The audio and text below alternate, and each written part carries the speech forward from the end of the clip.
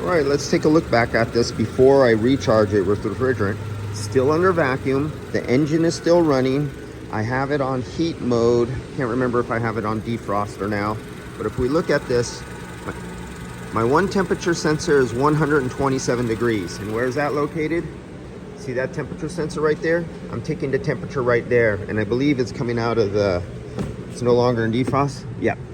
So my vents are shooting the hot air in this direction, heating up all the material. So I have a heavy heat load inside there. So it's 127 degrees at that location. And it is 136 degrees. And you see my temperature sensor?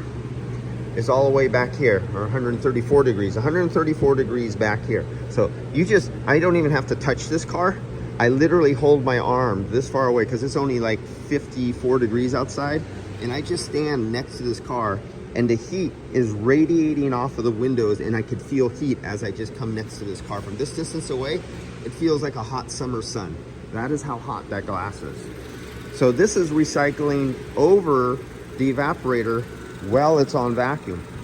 So let's take a look at this. Let's go throw it in. What are we at?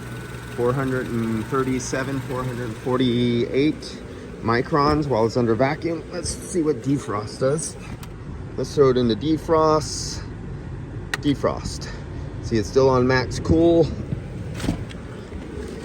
If there's any more moisture or gas molecules left in that oil, there'll be a little spike. No spike and it'll go down really rapidly.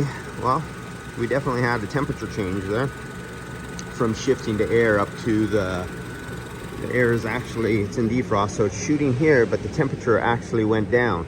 So somebody will say, how is the temperature going down? Let me get it back there. 127, and I turn it on defrost and it's 126 degrees.